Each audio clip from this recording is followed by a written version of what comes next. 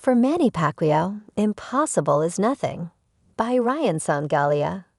There was a time when Oscar de la Hoya was the emerging superpower in the sport, looking to enhance his reputation against fading legends.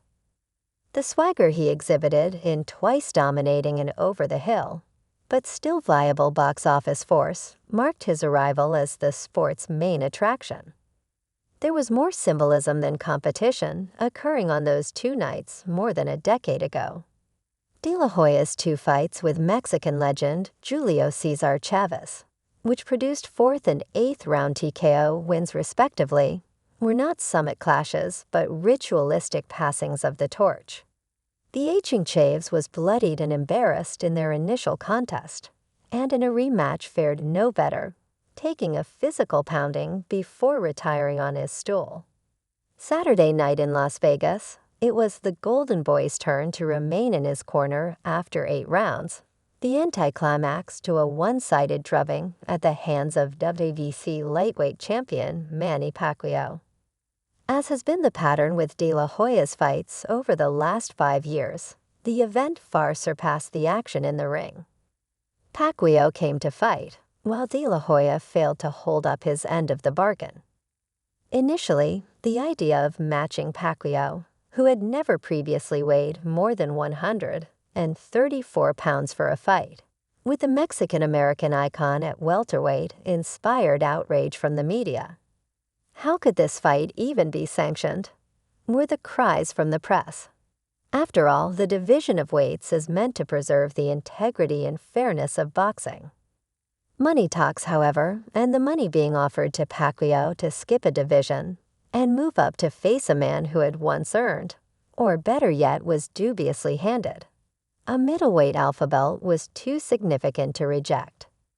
Yet, as the fight neared, there was a noticeable turn in the media coverage that had been circulating.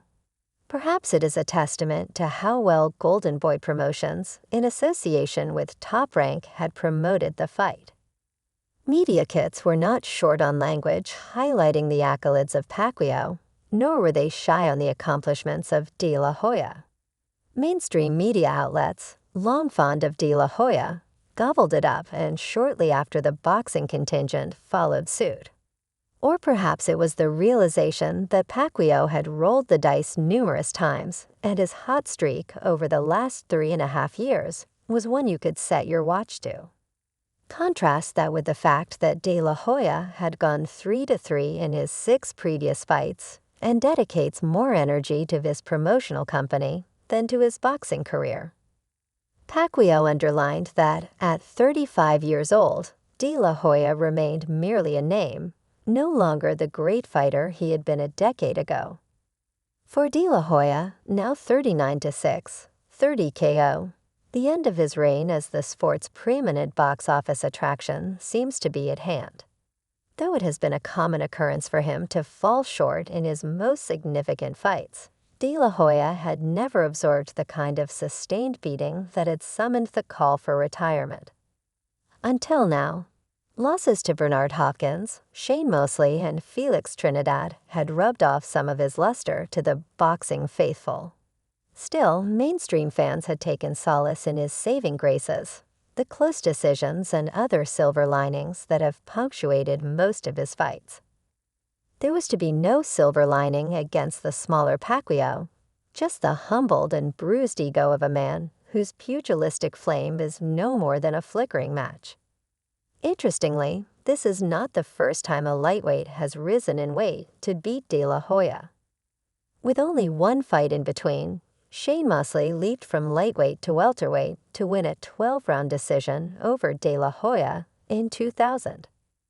The 29-year-old Pacquiao, 48-32-36 KO, now stands unchallenged and unrivaled as the sport's pound-for-pound best. His ring achievements, which boast 2 stoppage wins over Eric Morales, a TKO, and a decision over Marco Antonio Barrera, a decision and a draw with Juan Manuel Marquez, and title belts almost everywhere from flyweight to lightweight, assure him first ballot induction into the Hall of Fame.